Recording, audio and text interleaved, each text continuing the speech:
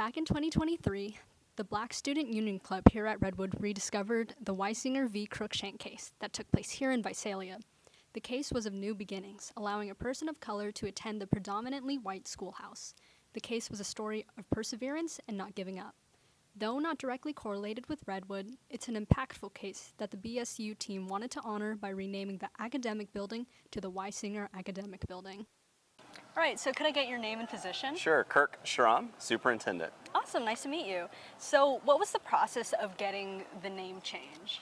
Yeah, so we actually have board policy around how to name a building, a new school, any of those sorts of things. And so what we learned is that a group of students had done some research and recognized the importance of the individual we're honoring tonight, and worked through their school, connected with the district on the process, and they were guided through. There were several steps. You have to have some committee meetings. I couldn't tell you all the specific steps in my head.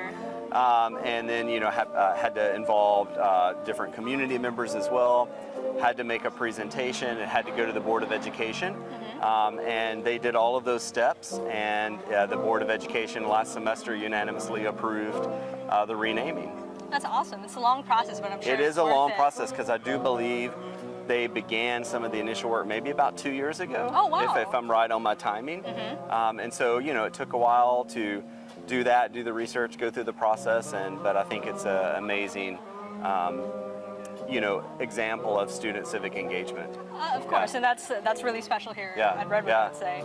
So, like you said, how did this start up? Like, kind of what sparked this topic? Yeah, so I believe some of the different student groups, maybe led by the Black Student Union Association, had done some research around, people that were influential in the history of our community, and Mr. Wysinger and the work that he had done around leading the efforts for desegregation, all of those sorts of things. And I think the fact that we're here today and being able to name this building after him is a testament to the impact of his work. Many, many years ago, but not that long. For sure. Yeah. Yeah, I totally get it. So what does this event mean to you? As the superintendent, it means a lot to me on a couple of different levels. One, from the student standpoint, which is really why I'm here, as the superintendent, to see students engaged in a passion project, engaged in research, speaking for for themselves, advocating for themselves, their community, their identity. I think that's very powerful. Yeah. So I believe, we've really worked hard these past few years to increase our number of students who complete the civic engagement seal, and this is an example of that. And then on another side, the community aspect, which is important in our school system too. And seeing through this event how we're able to help educate the community or re-educate the community to the people who made such an impact, not only here, but his work impacted the state and across the nation. And so many times people in local communities don't even know their heroes. And so this is a great opportunity also to educate not only the students but the community about some of the heroes and legacy of their impact. Yeah, it's an awesome notion. Yeah. My last question is, what does Wysinger's story mean to you? I think it's a story of perseverance. I think it's a story that resonates louder today maybe than ever before because of just events across our nation and other things like that. And I think it's a message of stand up for what's right. Absolutely. There's a way to advocate for that will lead to making a difference. But just imagine if he had not done that, or he had not felt comfortable, or or worried about what other people might say. What might have happened in our nation's history without that? So I think it's a message around now more than ever the voices of our youth are needed, and I hope that they see this as inspiring about what they can do when they're committed to something. Yeah, it's an awesome bigger picture. Yeah. But overall, thank you for the interview. Thank you. I really appreciate it. Yeah, I usually interview with you all a couple times a year or whatever, so don't ever hesitate to reach out. Yeah. And happy to sit down and chat, and I always get my copy of the paper. For sure.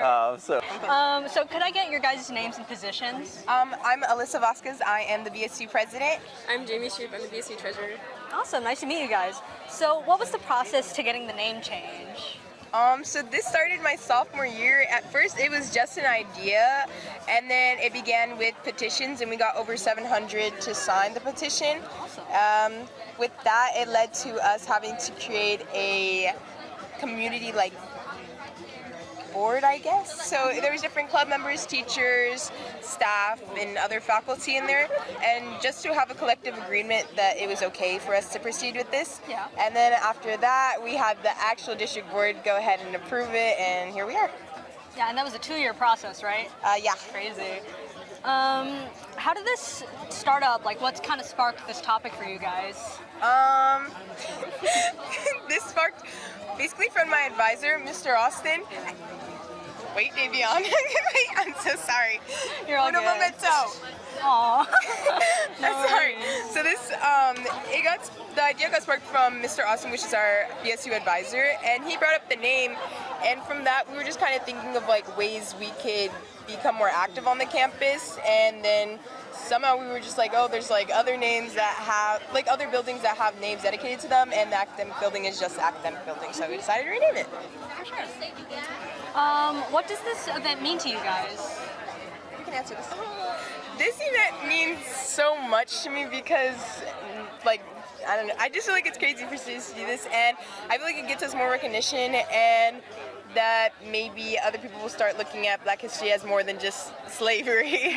And I think it's really cool to get to be a part of history with this, and how this plaque is going to be here for the rest of the time. So, Right. Yeah. Absolutely. I was going to say, what does this event mean to you?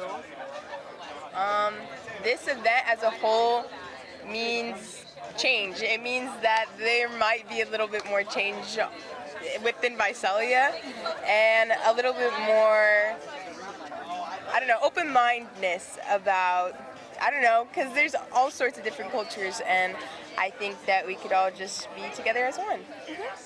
I agree. Yeah, okay. What does Wysinger's story mean to you?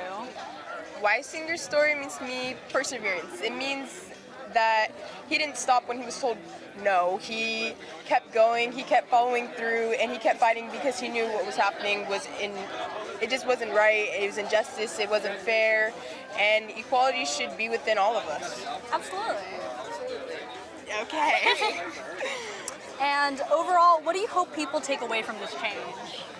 From this change, I hope people take that not only just about Black history, but you can do anything you set your mind to. I mean, we renamed the building to honor someone. And honestly, if you just keep following through, if you keep being persistent, then you probably will get what you want. In a good way. Yeah. Do you have anything to add on to I that? hope this can inspire other students to speak their minds, because one person can really make a difference. Absolutely. Thank you so much, guys. I really appreciate it. So could I get your name and position? Brandon Gridiron, principal. Awesome. So what was the process to getting the name change? It was a lengthy process. I think it started with uncovering the story, which happened in our ethnic study class right here, Mr. Huerta's class.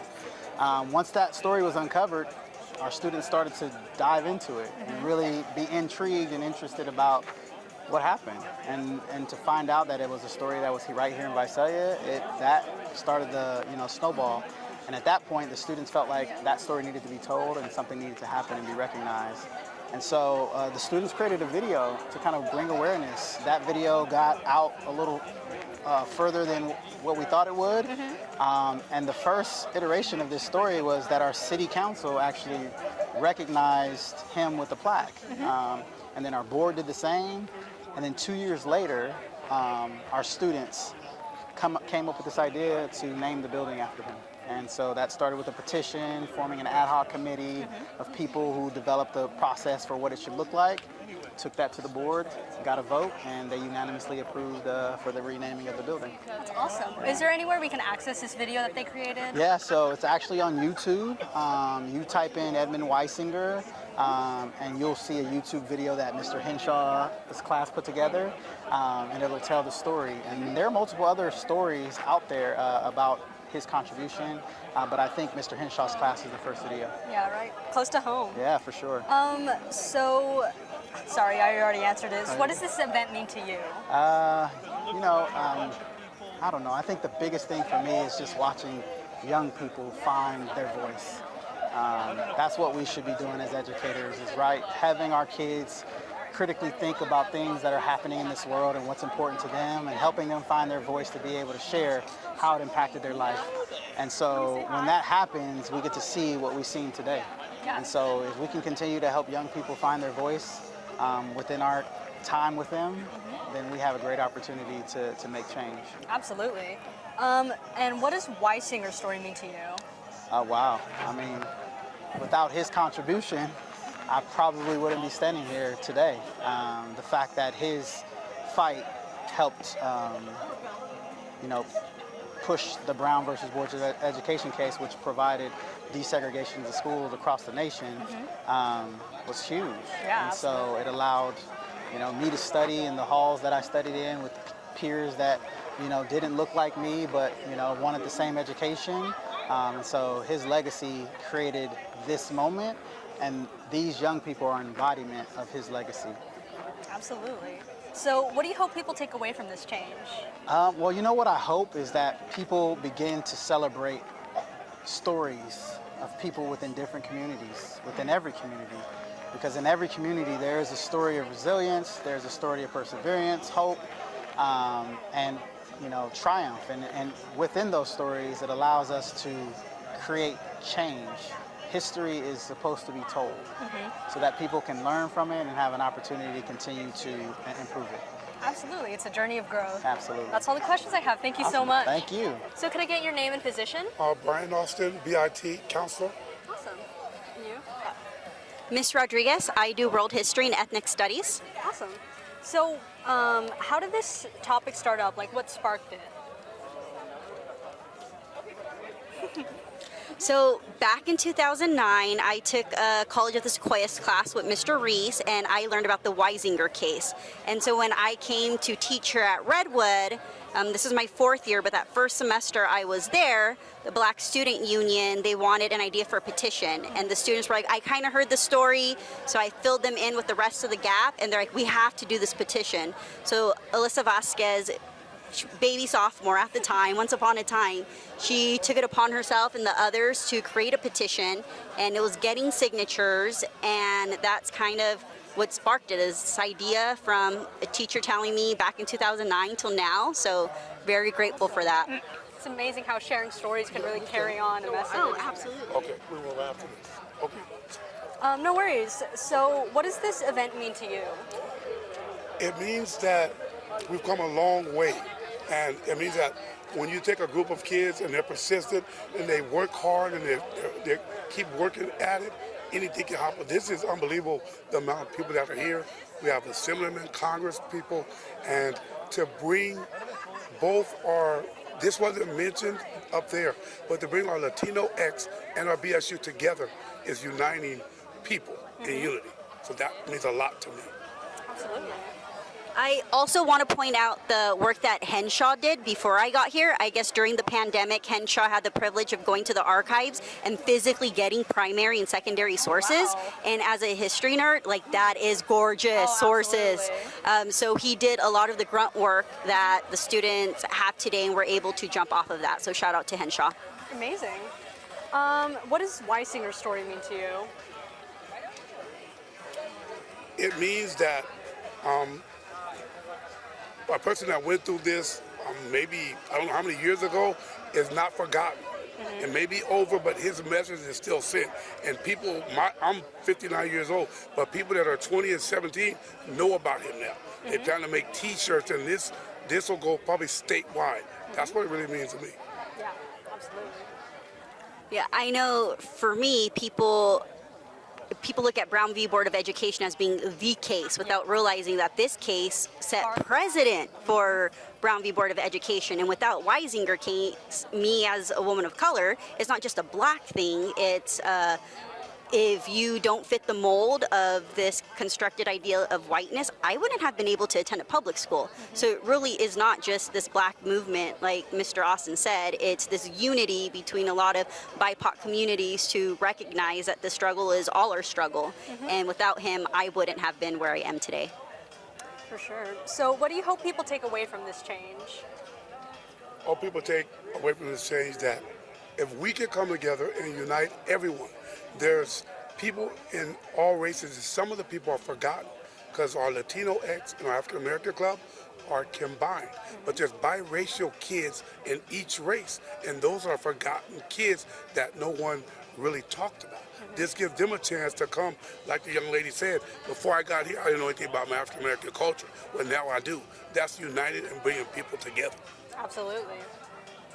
Yeah, I just hope that this sparks a legacy of student activism and student involvement, because it's not just this Wysinger case. There's so many cases and so many opportunities for students to jump on and be like, oh, hey, I want to do a petition for this. I want to make a change. So my goal is leaving here, what's our next project? And I'm ready for it.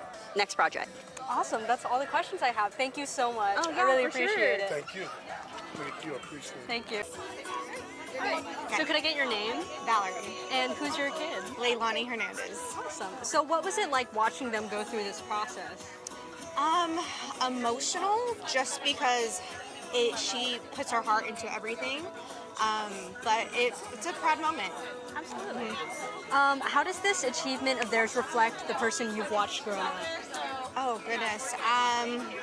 She's passionate about things that matter, and it's something I had taught her at a very young age, and she's like stuck to that, to what I taught her, and I love it.